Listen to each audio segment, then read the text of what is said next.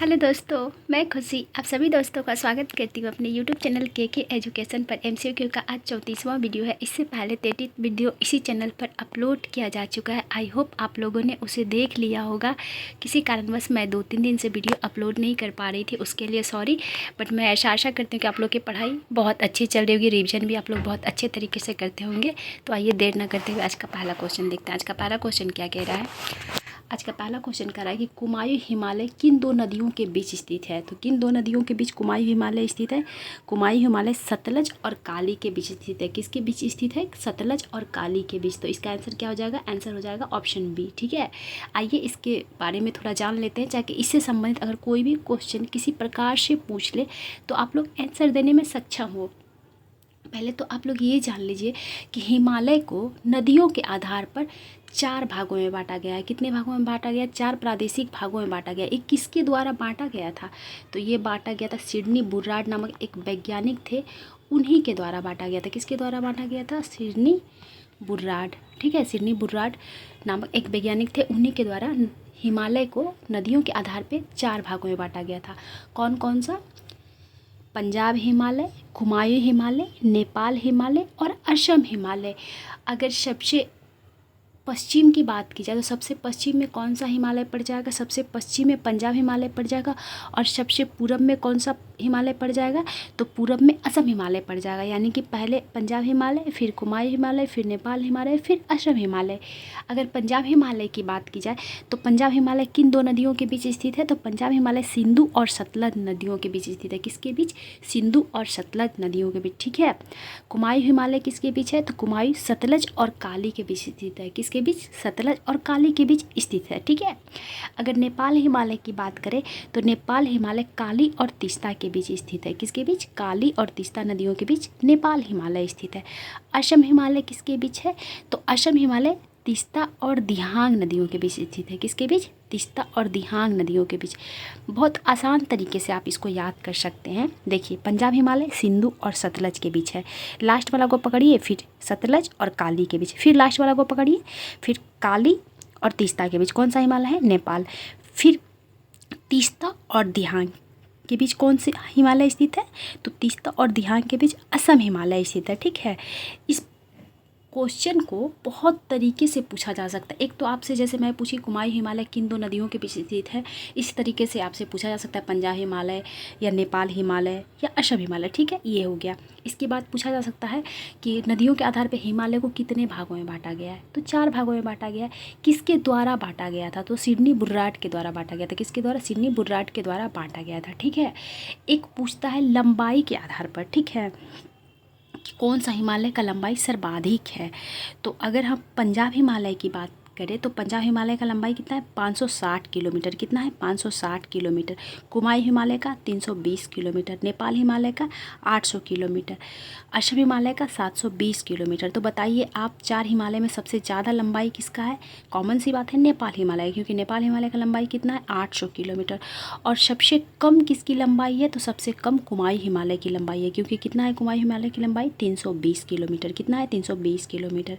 एक बार मैं फिर से रिपीट कर दे रही हूँ, आप लोग लिख लीजिएगा। ठीक है, असम हिमालय की लंबाई 720 किलोमीटर। कितने? 720 किलोमीटर। नेपाल हिमालय की लंबाई 800 किलोमीटर। कुमायूं हिमालय की लंबाई सबसे कम 320 किलोमीटर। पंजाब हिमालय की लंबाई 560 किलोमीटर। ठीक है, अगर आपसे ईस्ट टू वेस्ट बोल देगा सजाने के लिए तब भी आप सजा सकते हैं। वेस्ट टू ईस्ट बोलेगा तब भी आप सजा सकते हैं, यानी कि पूरब से पश्चिम या पश्चिम से पूरब। क्योंकि अगर सबसे पश्चिम में स्थित है तो पंजाब हिमालय, सबसे पूरब में स्थित है असम हिमालय।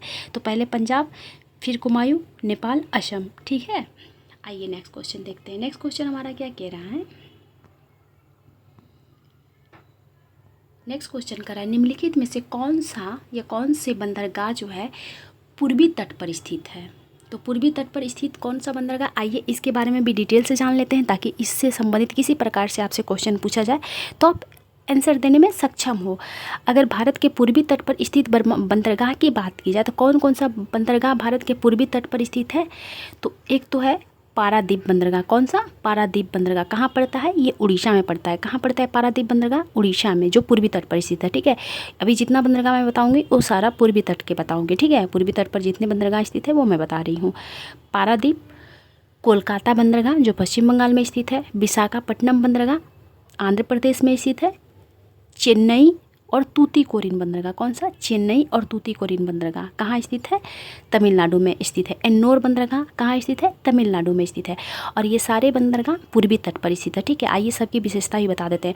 अगर भारत की सबसे गहरी बंदरगाह के बारे में पूछा जाए तो सबसे गहरी बंदरगाह कौन सा है, सबसे गहरा बंदरगाह विशाखापट्टनम है। कौन सा है, विशाखापट्टनम। और विशाखापट्टनम किस नोच पहाड़ी से घिरा हुआ है, तो डॉल्फिन नोच पहाड़ी से घिरा हुआ है। कौन से पहाड़ी से विशाखापट्टनम बंदरगाह घिरा हुआ, इसलिए ये बंदरगाह बहुत सुरक्षित है। तो किस पहाड़ी से घिरा हुआ है, डॉल्फिन नोच पहाड़ी से विशाखापट्टनम बंदरगाह घिरा है, इसलिए इस पर ज़्यादा चक्रवात उक्रवात का इफेक्ट नहीं पड़ पाता है, क्योंकि ये सेपरेट है। अगर तूतीकोरिन बंदरगाह की बात की जाए तो तूतीकोरिन बंदरगाह को मत्स्य बंदरगाह के नाम से भी जाना जाता है। किस नाम से जाना जाता है, मत्स्य बंदरगाह के नाम से भी जाना जाता है। किसे, तूतीकोरिन को। ठीक है, अगर आपसे बात की जाए चेन्नई बंदरगाह की, तो चेन्नई बंदरगाह जो है वो भारत का सबसे प्राचीनतम कृत्रिम बंदरगाह कौन सा है, आपसे पूछा जाएगा। इवन ये बीपीएससी में और डिफरेंट एग्जाम में कई बार पूछा भी जा चुका है कि सबसे प्राचीनतम कृत्रिम बंदरगाह कौन सा है, तो चेन्नई बंदरगाह है। कौन सा बंदरगाह, चेन्नई बंदरगाह है। कई बार तो ये 4 ऑप्शन दे देगा बंदरगाह के बारे में और पूछेगा निम्नलिखित में से कौन सा बंदरगाह कृत्रिम बंदरगाह है, तो चेन्नई बंदरगाह कृत्रिम बंदरगाह है। ठीक है, मानव द्वारा निर्मित बंदरगाह जो रहता है, या मानव द्वारा निर्मित कोई भी चीज़ को कृत्रिम या आर्टिफिशियल कहा जाता है। ठीक है, अगर पश्चिमी तट पर स्थित बंदरगाह की बात की जाए तो पश्चिमी तट पर स्थित कौन कौन सा बंदरगाह है, पश्चिमी तट पर स्थित बंदरगाह है कोंकण बंदरगाह। कौन सा, कोंकण तो तट है। कांडला बंदरगाह, मार्मागोवा बंदरगाह, न्याहवा सोवा बंदरगाह, मंगलुरु बंदरगाह और मुंबई बंदरगाह, कोच्चि बंदरगाह, ये सब कहाँ स्थित है, ये सब पश्चिमी तट पर स्थित है, भारत के पश्चिमी तट पर। अभी इससे पहले जो मैं बताई थी वो सारे पूर्वी तट पर स्थित है। ठीक है, और अभी जो मैं बता रही हूँ वो पश्चिमी तट पर स्थित है। कौन कौन सा, न्यावा सेहवा बंदरगाह, मार्मागोवा बंदरगाह, मंगलुरु बंदरगाह, कांडला बंदरगाह, कोच्चि बंदरगाह, मुंबई बंदरगाह, ये सारे पश्चिमी तट पर स्थित है। तो आप आराम से चुन सकते हैं इन चारों ऑप्शन में कि कौन सा बंदरगाह पूर्वी तट पर स्थित है। कौन सा बंदरगाह पूर्वी तट पर स्थित है, तो इनमें से कोई नहीं, क्योंकि सारा जो है वो सारा पश्चिमी तट पर स्थित बंदरगाह है। कहाँ स्थित है, पश्चिमी तट पर। मार्मागोवा भी पश्चिमी तट पर स्थित है। मार्मागोवा बंदरगाह कहाँ है, तो ये गोवा में स्थित है। कहाँ स्थित है, गोवा में। कांडला बंदरगाह कहाँ स्थित है, तो कांडला बंदरगाह गुजरात में स्थित है। कहाँ स्थित है, गुजरात में। और गुजरात की साइड पड़ता है तो पश्चिमी साइड में पड़ता है, तो कॉमन सी बात है, जब गुजरात में पड़ता है तो ये पश्चिमी बंदरगाह हो जाएगा। न्यावा सावा बंदरगाह कहाँ स्थित है, तो ये भी मुंबई में स्थित है। कहाँ स्थित है, मुंबई यानी कि महाराष्ट्र में स्थित है। ठीक है, तो ये भी कौन सा तट पे हो गया, पश्चिमी तट पर स्थित बंदरगाह हो गया। तो यानी कि इनमें से कोई भी बंदरगाह पूर्वी तट पर स्थित नहीं है। ठीक है, अगर आपसे कांडला बंदरगाह की बात की जाए तो कांडला बंदरगाह एक ज्वारीय बंदरगाह है। कैसा बंदरगाह है, ज्वारीय बंदरगाह है। ठीक है, कोच्चि बंदरगाह कहाँ स्थित है, तो कोच्चि बंदरगाह केरल में स्थित है। कहाँ स्थित है, केरल में। मंगलुरु बंदरगाह कहाँ स्थित है, मंगलुरु बंदरगाह कर्नाटक में स्थित है। कहाँ स्थित है, कर्नाटक में। न्यावा सेवा बंदरगाह कहाँ स्थित है, न्यावा सोवा बंदरगाह महाराष्ट्र में स्थित है। कहाँ स्थित है, महाराष्ट्र में। मार्मागोवा तो बता ही रही कि गोवा में स्थित है। ठीक है, आइए नेक्स्ट क्वेश्चन देखते हैं।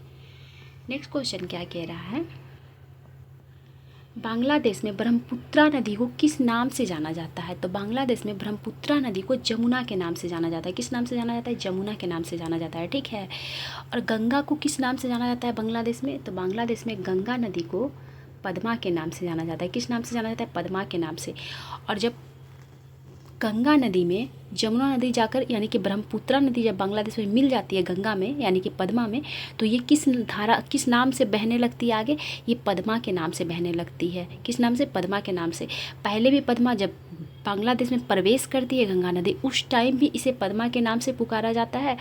और जब ब्रह्मपुत्रा नदी बांग्लादेश में प्रवेश करती है तो उसे जमुना के नाम से जाना जाता है। और जब जमुना नदी यानी कि ब्रह्मपुत्रा नदी गंगा में यानी कि पद्मा में जब मिल जाती है बांग्लादेश में, तो उसे पद्मा के नाम से ही जाना जाता है। लेकिन जैसे उसमें मेघना नामक नदी मिल जाती है पद्मा में, तो उसे मेघना के नाम से जाना जाता था। यानी कि मेघना में कितने नदियों का संगम है, 3 नदियों का। एक तो गंगा, ब्रह्मपुत्रा और मेघना, यानी कि पद्मा, जमुना और मेघना, तीनों के संगम को मेघना के नाम से जाना जाता है। और मेघना के नाम से आगे वो बहते हुए निकल जाता है। ठीक है, तो आपसे क्वेश्चन कई प्रकार से पूछा जा सकता है। एक तो पूछा जा सकता है कि ब्रह्मपुत्रा को किस नाम से जाना जाता है, तो जमुना के नाम से जाना जाता है। बांग्लादेश में गंगा को किस नाम से जाना जाता है, तो पद्मा के नाम से जाना जाता है। किनके मिलन से उसे मेघना के नाम से जाने लगता है? तो मेघना नदी जब उसमें मिलती है तो मेघना के नाम से जाना जाता है। हालांकि कई बार आपको कई क्वेश्चन में ऐसा भी देखने को मिलता होगा कि जब पद्मा में जमुना नदी जाकर मिलती है, यानी कि ब्रह्मपुत्र नदी जब जाकर मिलती है तो उसे मेघना के नाम से जाना जाता है। लेकिन ऐसा नहीं है। जब आप कोई और ऑथेंटिक बुक में पढ़िएगा तो उसमें साफ साफ लिखा हुआ है कि जब पद्मा में मेघना नदी मिलती है तब उसे मेघना के नाम से जाना जाता है। ठीक है, तो ऑप्शन के अकॉर्डिंग आप आंसर चूज कीजिएगा। हालांकि दोनों ऑप्शन आपको देगा ही नहीं कन्फ्यूजन करने के लिए। ठीक है, तो उसके अकॉर्डिंग आप आराम से चूज कर लेंगे। जब आपको विस्तार पूर्वक नॉलेज होगा ना तो आप आंसर देने में सक्षम होंगे, चाहे क्वेश्चन किसी प्रकार से क्यों ना पूछा जाए।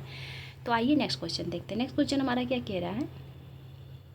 नेक्स्ट क्वेश्चन कह रहा है चुलिया जलप्रपात किस नदी पर स्थित है? चुलिया जलप्रपात चंबल नदी पर स्थित है। किस नदी पर स्थित है? चंबल नदी पर चुलिया जलप्रपात स्थित है।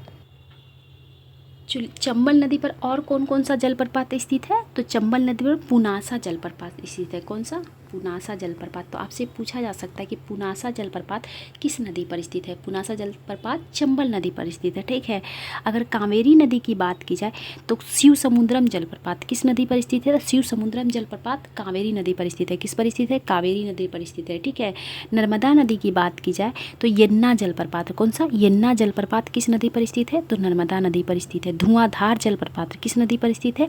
धुआंधार जलप्रपात भी नर्मदा नदी पर स्थित है। और यन्ना, कौन सा?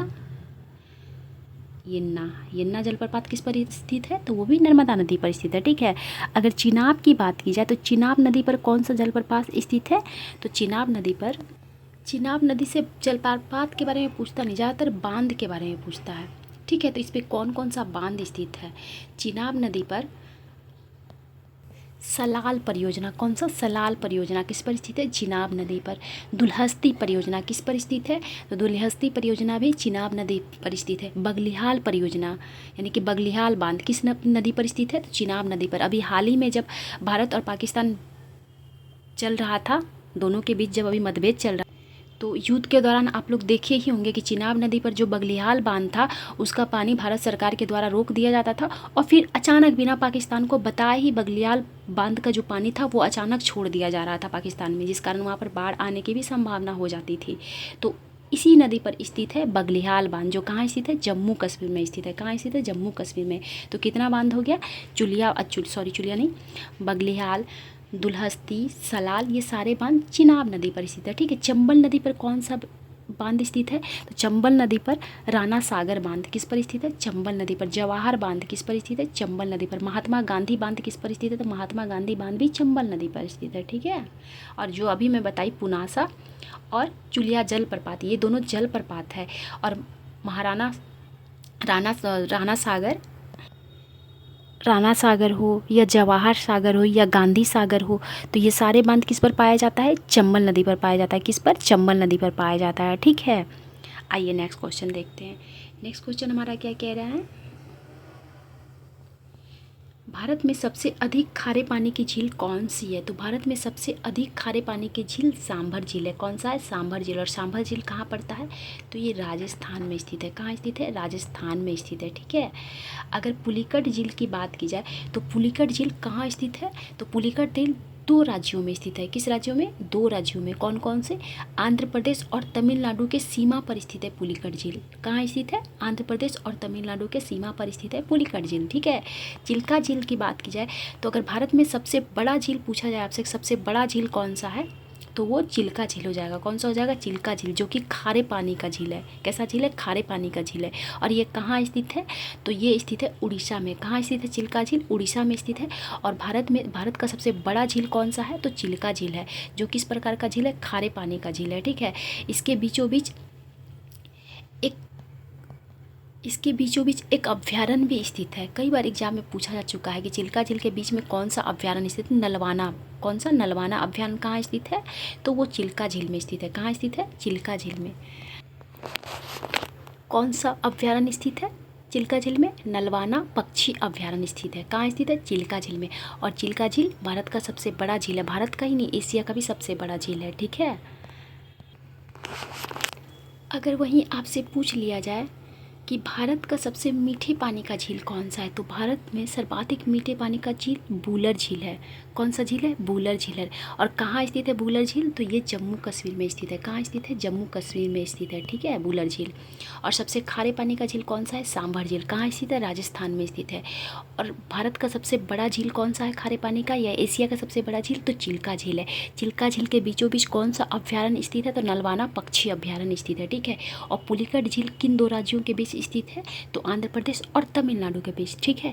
अगर वहीं आपसे पूछ लिया जाए कि विश्व में सबसे खारे पानी वाला झील कौन सा है, तो तुर्की का वान झील। वान झील सबसे खारे पानी का झील है। विश्व में सबसे ज़्यादा खारे पानी का झील यानी सर्वाधिक खारे पानी का झील वान झील है, जो कहाँ स्थित है? तुर्की में स्थित है, ठीक है।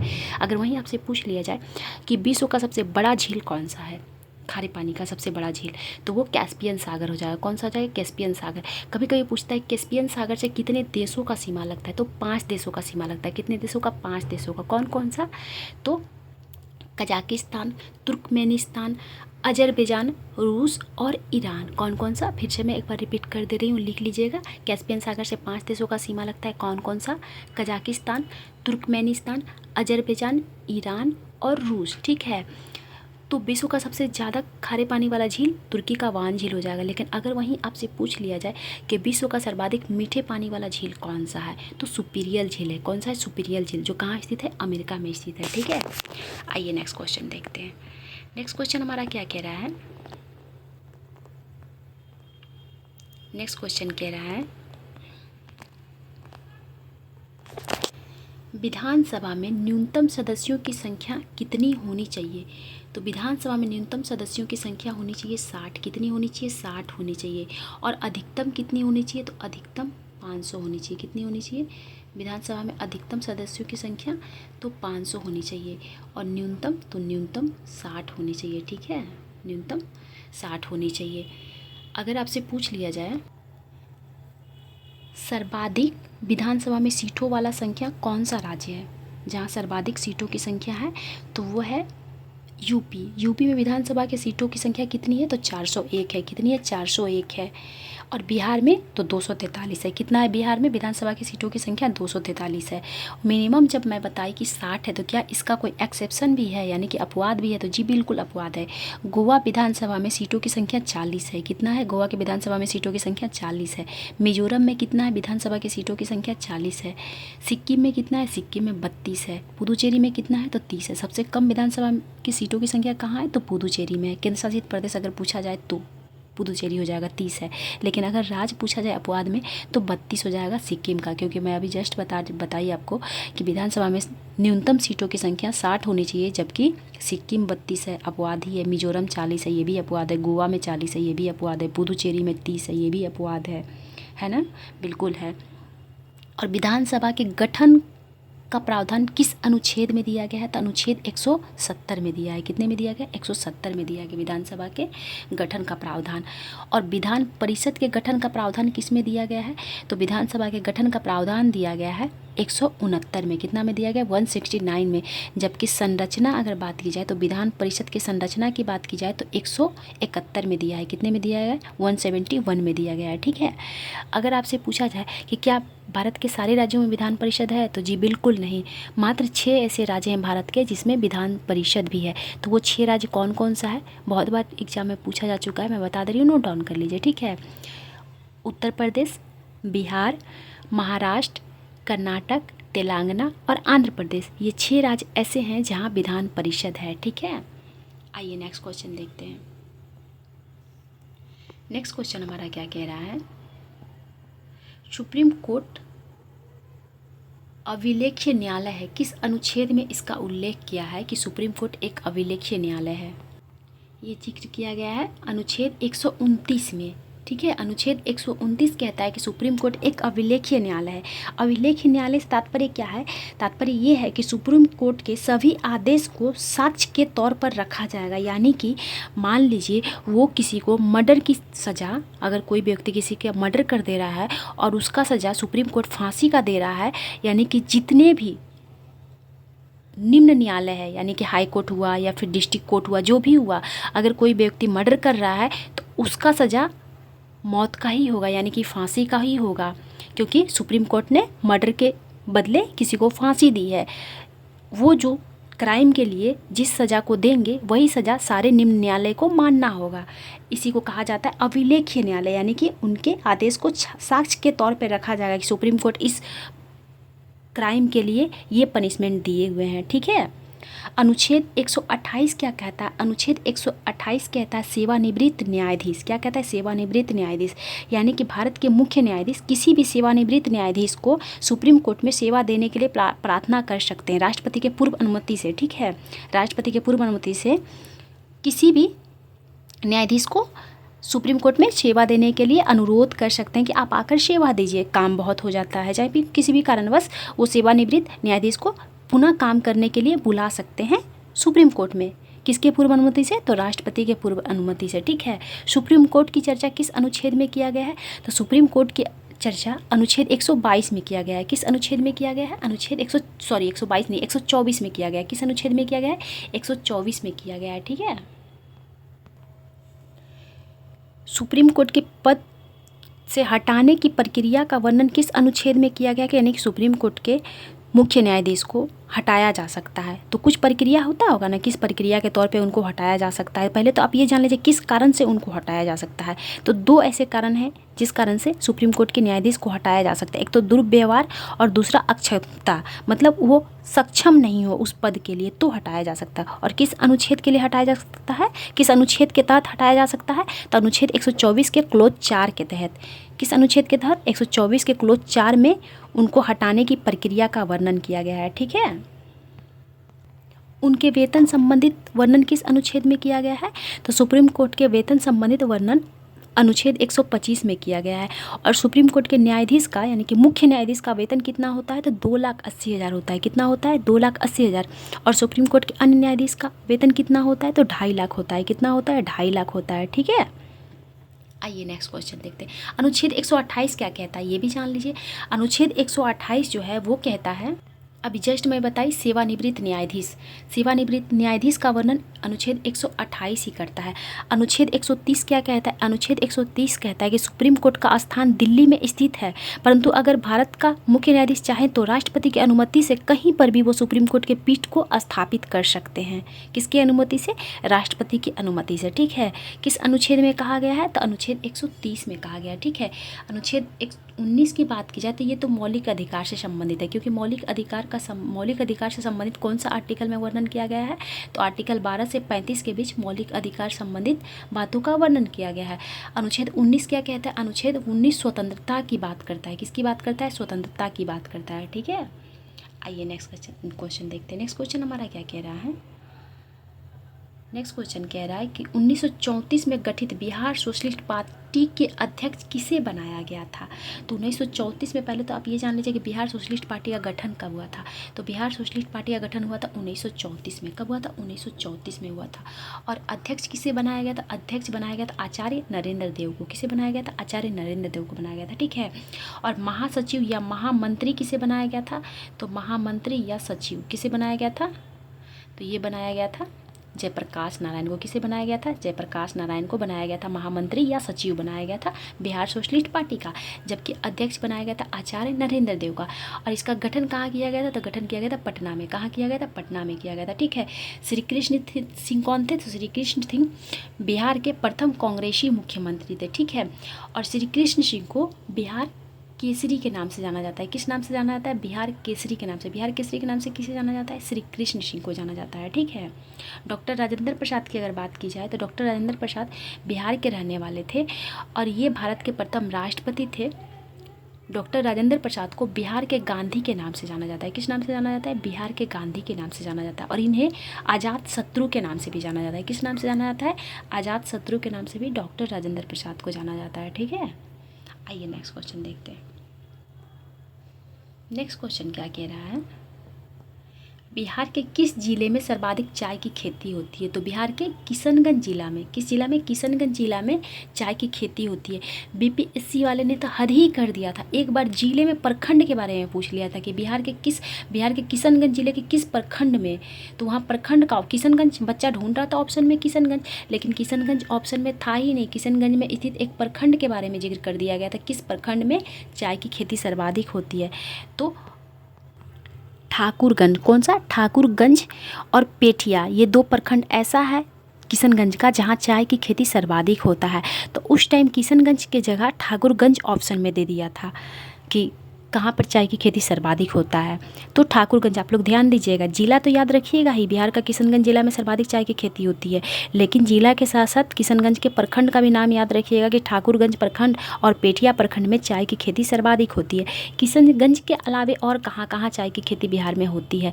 तो पूर्णिया, उससे सटा हुआ ही जिला है, वहाँ पर भी चाय की खेती सर्वाधिक होती है। पूर्णिया में भी चाय की खेती होती है, लेकिन सर्वाधिक अगर आपसे पूछ लिया जाए तो किशनगंज हो जाएगा। अगर आपसे क्वेश्चन एक और पूछा जा सकता है कि बिहार का सबसे पूर्वोत्तम जिला कौन है, तो बिहार का सबसे पूर्वोत्तर जिला किशनगंज है। कौन सा है? सबसे पूर्वी जिला, सॉरी पूर्वोत्तर नहीं, सबसे पूर्वी जिला कौन सा है? तो बिहार का सबसे पूर्वी जिला हो जाएगा किशनगंज। कौन सा हो जाएगा? किशनगंज हो जाएगा सबसे पूर्वी जिला। ठीक है, आइए नेक्स्ट क्वेश्चन देखते हैं। नेक्स्ट क्वेश्चन क्या कह रहा है? बिहार में राजनीतिक पीड़ित दिवस कब मनाया गया था? बिहार में राजनीतिक पीड़ित दिवस मनाया गया था, कब मनाया गया था? तो ये मनाया गया था 10 अगस्त 1929 को। कब मनाया गया था? 10 अगस्त 1929 को। और किसके नेतृत्व में मनाया गया था? तो ये डॉक्टर राजेंद्र प्रसाद के नेतृत्व में मनाया गया था। किसके नेतृत्व में मनाया गया था? डॉक्टर राजेंद्र प्रसाद के नेतृत्व में मनाया गया था राजनीतिक पीड़ित दिवस। और कब मनाया गया था? 10 अगस्त 1929 को। ठीक है, 16 अगस्त 1932 को क्या हुआ था? तो 16 अगस्त 1932 को कम्युनल अवार्ड रखा गया था। क्या रखा था? सांप्रदायिक योजना रखा गया था। किसके द्वारा रखा गया था? मैकडोनाल्ड के द्वारा। किसके द्वारा? रैमजे मैकडोनाल्ड के द्वारा। रैमजे मैकडोनाल्ड कौन थे उस टाइम? रैमजे मैकडोनाल्ड ब्रिटेन के प्रधानमंत्री थे। कौन थे? ब्रिटेन के प्रधानमंत्री थे। उन्हीं के द्वारा सांप्रदायिक पुरस्कार या कम्युनल अवार्ड रखा गया था। ठीक है, कब? 16 अगस्त 1932 को। ठीक है, 16 अगस्त 1946 को क्या हुआ था? तो 16 अगस्त 1946 को डायरेक्ट एक्शन दिवस मनाया गया था। क्या मनाया गया था? डायरेक्ट एक्शन दिवस। किसके द्वारा मनाया गया था? तो ये मनाया गया था मोहम्मद अली जिन्ना के द्वारा, जिसे प्रत्यक्ष कार्रवाई दिवस भी कहा जाता है या डायरेक्ट एक्शन दिवस भी कहा जाता है। ये 16 अगस्त 1946 को मनाया गया था। किसके द्वारा? मोहम्मद जिन्ना के द्वारा। ठीक है, आइए नेक्स्ट क्वेश्चन देखते हैं। नेक्स्ट क्वेश्चन क्या कह रहा है? बिहार शब्द का सर्वप्रथम प्रयोग तबकाते नासरी में किया गया था, जिसकी रचना की है। किसने की है? तो ये किया गया मिनहाजुस सिराज के द्वारा। किसके द्वारा किया गया था? मिनहाजुस सिराज के द्वारा। अलबरूनी की बात की जाए तो अलबरूनी के द्वारा किसकी रचना की गई थी? तो अलबरूनी के द्वारा किताबुल हिंद की रचना की गई थी। किसकी रचना? किताबुल हिंद की रचना। तो आपसे पूछा जाएगा किताबुल हिंद की रचना किसके द्वारा किया गया था? तो अलबरूनी के द्वारा किया गया था। ठीक है, और अलबरूनी जो है वो महमूद गजनबी के साथ भारत आया था। किसके साथ आया था? तो महमूद गजनबी के साथ भारत आया था अलबरूनी, और इसके द्वारा कौन सा प्रसिद्ध पुस्तक लिखा गया था? किताबुल हिंद। अगर मलिक मोहम्मद जायसी की बात की जाए तो मलिक मोहम्मद जायसी के द्वारा एक बहुत ही प्रसिद्ध ग्रंथ लिखा गया था। कौन सा पुस्तक लिखा गया था? तो पद्मावत। पद्मावत की रचना किसने की थी? मलिक मोहम्मद जायसी ने। किसकी रचना की थी? पद्मावत की। ठीक है, अब्बास शेरवानी के द्वारा किसकी रचना की गई थी? तो अब्बास शेरवानी के द्वारा लिखा गया एक पुस्तक था तारीख़े शेरशाही। कौन सा? तारीख़े शेरशाही, जो बहुत ही प्रसिद्ध है। किसके द्वारा लिखा गया था? अब्बास शेरवानी के द्वारा। और इसी में जिक्र किया गया है कि पटना को राजधानी बनाया गया था शेरशाह सूरी के द्वारा, और पाटलिपुत्र पहले इसका नाम था, तो पाटलिपुत्र का नाम पटना दिया। किसने दिया था? तो पटना नाम दिया था शेरशाह सूरी ने। तारीख़े शेरशाही में इस चीज़ का जिक्र भी किया गया कि 1540 में पटना नाम दिया गया था शेरशाह सूरी के द्वारा। ठीक है, जिसकी रचना किसके द्वारा किया गया है? अब्बास शेरवानी के द्वारा। आइए नेक्स्ट क्वेश्चन देखते हैं। बिहार में बाल बजट की शुरुआत कब की गई थी? तो बिहार में बाल बजट की शुरुआत की गई थी 2013-14 में। कब की गई थी? 2013-14 में। ठीक है, 2008-9 में क्या किया गया था? 2008-9 में जेंडर बजट लाया गया था। कौन सा बजट? Gender budget. तो आपसे पूछा जाएगा कि बिहार में जेंडर बजट कब लाया गया था? तो बिहार में जेंडर बजट लाया गया था 2008-9 में। कब लाया गया था? 2008-9 में जेंडर बजट लाया गया था। ठीक है, और बाल बजट कब लाया गया था? तो बाल बजट 2013-14 में। आइए नेक्स्ट क्वेश्चन देखते हैं। निम्नलिखित में से किस समिति ने न्याय पंचायतों के निर्माण की सिफारिश की थी? तो किस समिति के द्वारा की गई थी? ये की गई थी एक मिनट, अशोक मेहता की समिति के द्वारा, किसके द्वारा? अशोक मेहता समिति के द्वारा। इस समिति का गठन कब हुआ था? तो 1977 में हुआ था। कब हुआ था? 1977 में। इन्होंने अपनी रिपोर्ट कब दी? तो 1978 में रिपोर्ट दी। कब रिपोर्ट दी? 1978 में अशोक मेहता समिति ने अपना रिपोर्ट दिया था। और इस समिति का गठन कब हुआ था? तो 1977 में हुआ था। इन्होंने ही सर्वप्रथम न्याय शब्द का प्रयोग किया था। किसका प्रयोग? न्याय शब्द का प्रयोग किसके द्वारा किया गया था? तो अशोक मेहता समिति के द्वारा। ठीक है, तो किसने सबसे पहले न्याय पंचायत की बात की थी? अशोक मेहता समिति ने। गठन कब हुआ था? 1977 में। रिपोर्ट कब दिया था? 1978 में। ठीक है, अगर बात की जाए बलवंत राय मेहता समिति की, तो बलवंत राय मेहता समिति का गठन कब हुआ था? बलवंत राय मेहता समिति का गठन हुआ था 1957 में। कब हुआ था? 1957 में गठन हुआ था। इन्होंने अपना रिपोर्ट कब दिया था? रिपोर्ट दिया 1958 में। और इन्हीं के सिफारिश पर पंचायती राज व्यवस्था को भारत में लागू किया गया था। ठीक है, तो भारत में सर्वप्रथम पंचायती राज व्यवस्था को कब लागू किया गया था? तो लागू किया गया था 2 अक्टूबर 1959 को। कब लागू किया गया था? 2 अक्टूबर 1959 को। और कहाँ लागू किया गया था सर्वप्रथम? तो नागौर जिला, राजस्थान के नागौर जिला के बगदरी गांव में। किस गांव में? नागौर जिला, राजस्थान के नागौर जिला के बगदरी गांव में सर्वप्रथम पंचायती राज व्यवस्था को लागू किया गया था। ठीक है, किसके सिफारिश पे?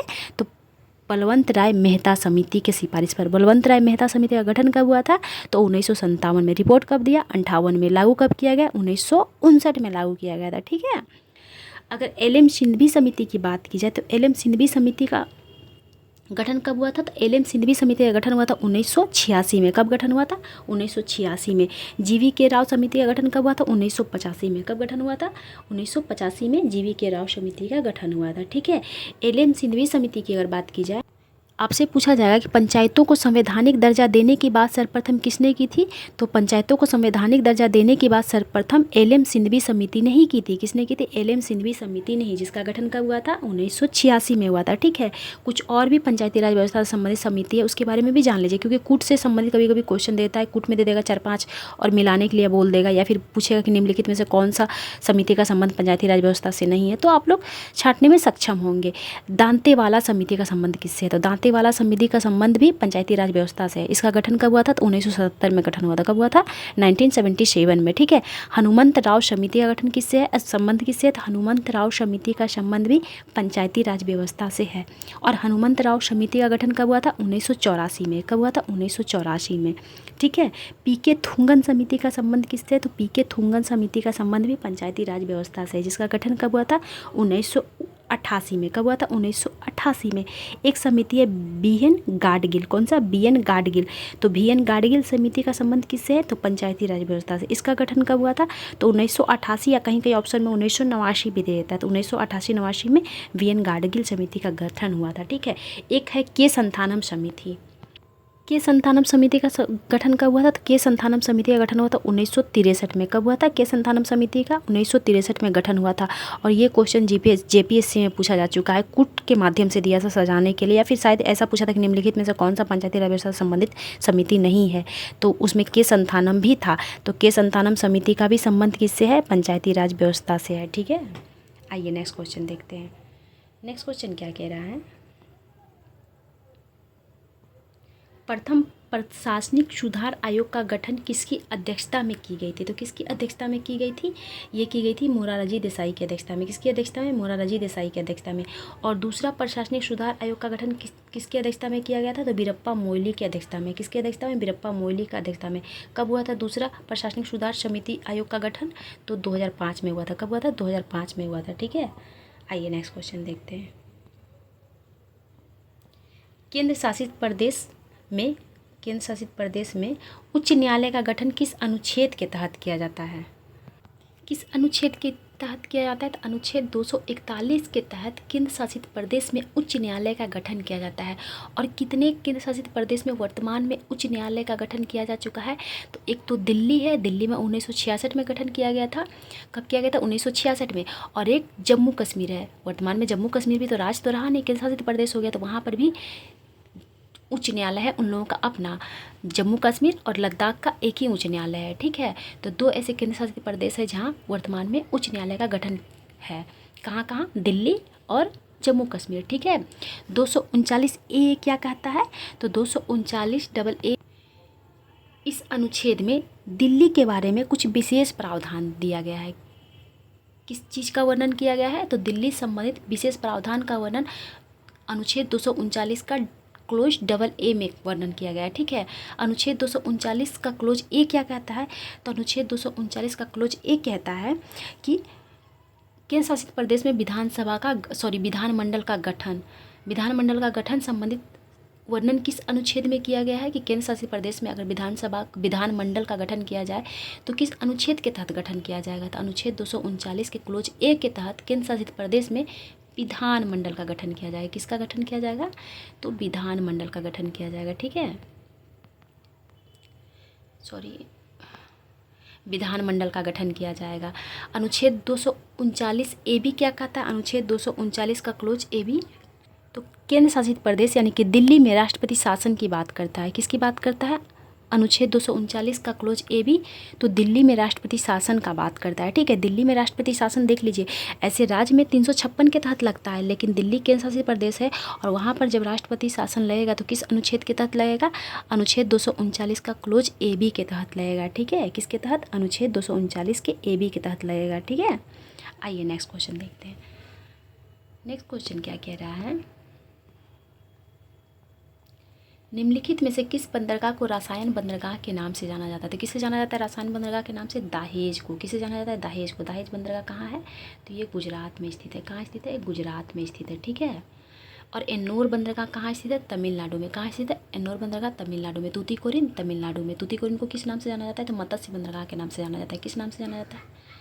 मत्स्य बंदरगाह के नाम से तूतीकोरिन को जाना जाता है। चेन्नई सबसे प्राचीनतम कृत्रिम बंदरगाह कौन सा है? तो चेन्नई है। ठीक है, नेक्स्ट क्वेश्चन हमारा क्या कह रहा है? निम्नलिखित में से अबोहर अभ्यारण्य किस राज्य में या केंद्र शासित प्रदेश में स्थित है? तो ये स्थित है पंजाब में। कहाँ स्थित है? पंजाब में अबोहर अभ्यारण्य स्थित है।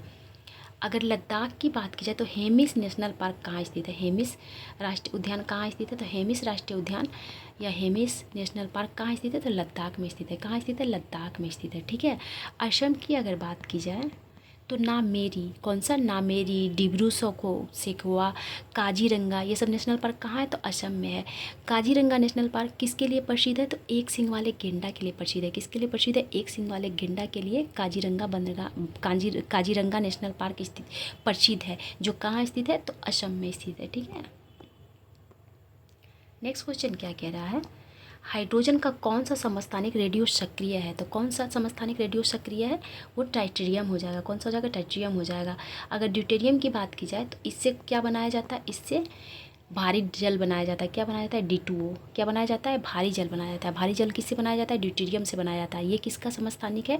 तो हाइड्रोजन का दूसरा समस्थानिक है। ठीक है, अगर आपसे पूछा जाएगा, एक क्वेश्चन पूछा जाता है हाइड्रोजन से संबंधित, बहुत ही इंपॉर्टेंट क्वेश्चन है कि कौन सा तत्व है जिसमें न्यूट्रॉन नहीं पाया जाता है?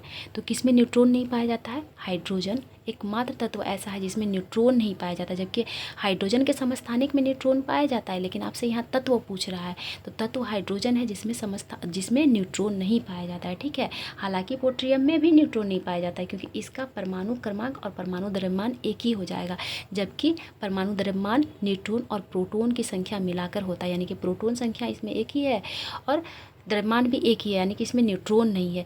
जबकि ड्यूटेरियम की बात की जाए तो इसका परमाणु क्रमांक 1 और परमाणु द्रव्यमान 2 हो जाता है, यानी कि इसमें एक न्यूट्रॉन है। और ये ड्यूटेरियम की बात है। ठीक है, अगर ट्राइटियम की बात की जाए तो इसमें परमाणु क्रमांक 1 और परमाणु द्रव्यमान 3 हो जाता है, यानी कि इसमें एक परमाणु क्रमांक 1 परमाणु है और 2 क्या है? एक प्रोटॉन है और 2 न्यूट्रॉन है, इसीलिए इसका परमाणु द्रव्यमान 3 हो गया। और ड्यूटेरियम की बात की जाए तो इसमें एक परमाणु और एक प्रोटॉन और एक न्यूट्रॉन है, इसीलिए इसका परमाणु द्रव्यमान 2 हो गया।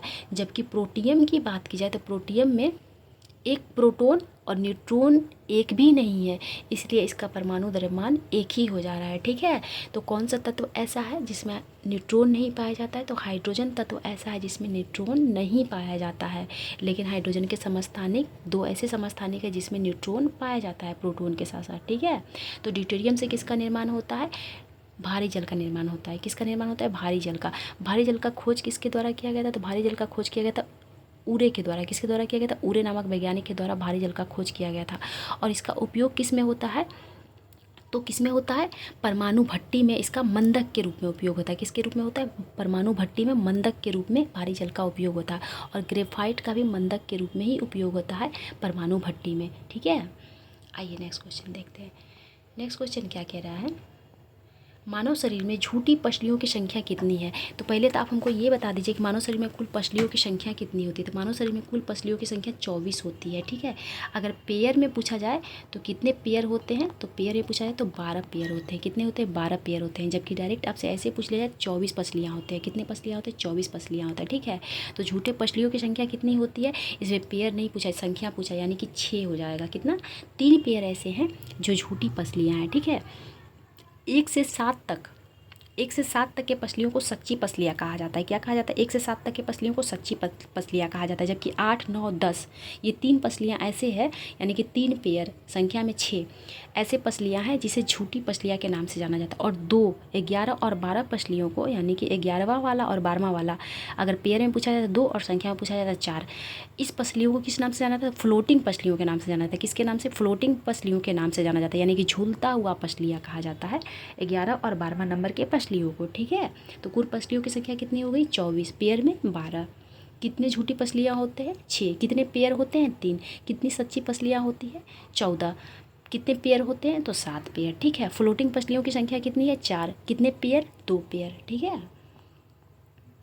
नेक्स्ट क्वेश्चन क्या कह रहा है, सिर या खोपड़ी में अस्थियों की संख्या कितनी होती है। तो 29 होती है। कितनी होती है, 29 होती है। कौन कौन से होते हैं, आइए काउंट कर लीजिए ताकि आप लोगों का कॉन्सेप्ट एकदम क्लियर हो जाए कि सिर को पहले लिया कहाँ जाता है, तो गर्दन के ऊपर से सारे भाग को सिर में काउंट किया जाता है। किस में काउंट किया जाता है, सिर में काउंट किया जाता है। ठीक है, तो क्रेनियम, कौन सा, क्रेनियम या फिर कपाल। तो क्रेनियम या कपाल में बोन की संख्या कितनी होती है, हड्डियों की संख्या कितनी होती है, तो 8 होती है। कितनी होती है, 8 होती है कपाल में। ठीक है, 8 आपका हो गया कपाल में।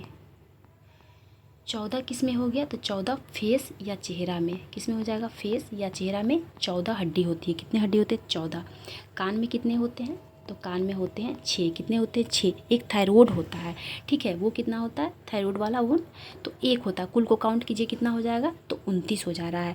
यानी कि खोपड़ियों में अस्थियों की संख्या कितनी होती है, 29 होती है। कितनी होती है, 29। ठीक है, आइए नेक्स्ट क्वेश्चन देखते हैं। निम्नलिखित में से कौन कैरोटीन का बना नहीं है।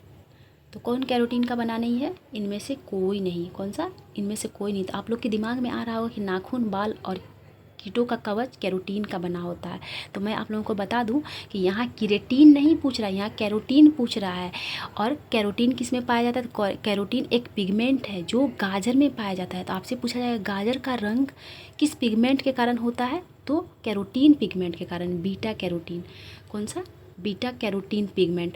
कौन सा पिगमेंट पाया जाता है गाजर में, तो बीटा कैरोटीन के कारण ही गाजर का रंग ऑरेंज होता है। ठीक है, अगर आपसे पूछ दिया जाए कि तब नाखून, बाल, कीटों का कवच, ये सब में कौन सा पिगमेंट या प्रोटीन पाया जाता है, तो इसमें प्रोटीन पाया जाता है, पिगमेंट नहीं, प्रोटीन। कौन सा प्रोटीन इसमें पाया जाता है, तो इसमें पाया जाता है किरेटिन। कौन सा प्रोटीन पाया जाता है, किरेटिन प्रोटीन पाया जाता है। ठीक है, सॉरी, किरेटिन, कैरोटीन तो यहाँ हो गया किरेटिन प्रोटीन। किरेटिन प्रोटीन पाया जाता है। कौन सा प्रोटीन पाया जाता है, किरेटिन प्रोटीन, जबकि यहाँ कैरोटीन प्रोटीन लिखा है। तो कैरोटीन पिगमेंट होता है जो गाजर में पाया जाता है, लेकिन किरेटिन प्रोटीन होता है जो नाखून में पाया जाता है, बाल में पाया जाता है, कीटों का कवच में पाया जाता है। यानी कि आप सीधा सिंपल सी बात जान लीजिए ना कि जिसको काटने से दर्द नहीं होता, वहाँ कौन सा प्रोटीन पाया जाता है, किरेटिन प्रोटीन पाया जाता है। क्योंकि देखिए नाखून को काटिएगा तो दर्द होता है, नहीं दर्द होता है। बाल, तो बाल में भी दर्द नहीं होता है।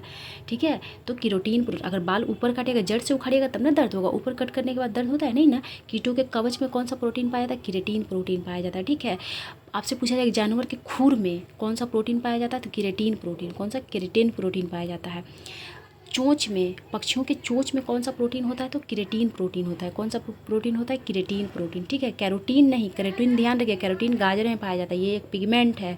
और किरेटिन प्रोटीन पाया जाता है पक्षियों के चोंच में, जानवरों के खुर में, गाय के खुर में या बाल में, नाखून में, कीटों के कवच में। ठीक है, आइए नेक्स्ट क्वेश्चन देखते हैं। नेक्स्ट क्वेश्चन क्या कह रहा है, सुरेंद्र नाथ बनर्जी को किस वर्ष भारतीय सिविल सर्विसेज से हटाया गया था। तो 1874 में हटाया गया था। कब हटाया गया था, 1874 में हटाया गया था। सुरेंद्र नाथ बनर्जी के द्वारा 1876 में इंडियन एसोसिएशन की स्थापना की गई थी। किसके द्वारा? सूर्यनाथ बनर्जी और आनंद मोहन बोस के साथ। सूर्यनाथ बनर्जी जो है आनंद मोहन बोस के साथ मिलकर इंडियन एसोसिएशन की स्थापना की थी। और कब की थी? तो 1876 में की थी। कब की थी? 1876 में। 1885 की बात की जाए तो 1885 में भारतीय राष्ट्रीय कांग्रेस की स्थापना हुई थी। 28 दिसंबर 1885 को भारतीय राष्ट्रीय कांग्रेस की स्थापना हुई थी। ठीक है। और 1876 में तो इंडियन एसोसिएशन की स्थापना सूर्यनाथ बनर्जी और आनंद मोहन बोस ने की थी। 1870 में प्रार्थना समाज की स्थापना हुई थी। को किसकी? प्रार्थना समाज की स्थापना किसके द्वारा किया गया था? प्रार्थना समाज की स्थापना तो ये किया गया था आत्माराम पांडुरंग के द्वारा। किसके द्वारा? आत्माराम पांडुरंग के द्वारा प्रार्थना समाज की स्थापना की गई थी 1870 में। कब? 1870 में। ठीक है। निम्न में से किस वायसराय के कार्यकाल में भारतीयों को राय बहादुर खान बहादुर उपाधियां प्रदान करवाना प्रारंभ हुआ था? तो किसके शासनकाल में? ये हुआ था हार्डिंग द्वितीय के शासनकाल में। किसके शासनकाल में? हार्डिंग द्वितीय के शासनकाल में। और हार्डिंग द्वितीय के शासनकाल में ही बंगाल विभाजन को रद्द किया गया था। किसके शासनकाल में? हार्डिंग द्वितीय के शासनकाल में बंगाल विभाजन को रद्द किया गया था और भारत की राजधानी कलकत्ता से ट्रांसफ़र करके दिल्ली को बनाया गया था। ठीक है। लॉर्ड रिपन की बात की जाए तो भारत में स्थानीय स्वशासन का जनक किसे कहा जाता है? तो स्थानीय स्वशासन का जनक लॉर्ड रिपन को कहा जाता है। किसे कहा जाता है? लॉर्ड रिपन को स्थानीय स्वशासन का जनक कहा जाता है। ठीक है। किसके शासनकाल में इल्बर्ट बिल विवाद हुआ था? तो इल्बर्ट बिल विवाद लॉर्ड रिपन के शासनकाल में हुआ था। किसके शासनकाल में? लॉर्ड रिपन के शासनकाल में। ठीक है। और प्रथम वैज्ञानिक तरीके से जनगणना या फिर नियमित रूप से जनगणना किसके शासनकाल में प्रारंभ हुआ था? तो ये हुआ था लॉर्ड रिपन के शासनकाल में 1881 में। कब हुआ था? 1881 में। हालांकि जनगणना का प्रारंभ लॉर्ड मेयो के शासनकाल में ही हो गया था 1871 में। कब? 1872 में। सर्वप्रथम जनगणना कब हुआ था? तो 1872 में हुआ था लॉर्ड मेयो के शासनकाल में, लेकिन कुछ ही जगह में हुआ था। ठीक है। लेकिन लॉर्ड रिपन के शासनकाल में जब जनगणना हुआ था वैज्ञानिक तरीके से या पूरे भारत में तो 1881 में हुआ था। कब हुआ था? 1881 में। इसे 10 वर्षीय जनगणना के नाम से भी जाना जाता है क्योंकि प्रत्येक 10 वर्ष में जनगणना होना प्रारंभ हुआ था 1881 से ही। ठीक है। लॉर्ड लीटन की बात की जाए तो लॉर्ड लीटन के शासनकाल में 1878 में वर्नाक्यूलर प्रेस एक्ट लाया गया था। क्या लाया गया था? Vernacular press act. तो किसके शासनकाल में वर्नाक्यूलर प्रेस एक्ट लाया गया था? तो लॉर्ड लीटन के शासनकाल में। ठीक है।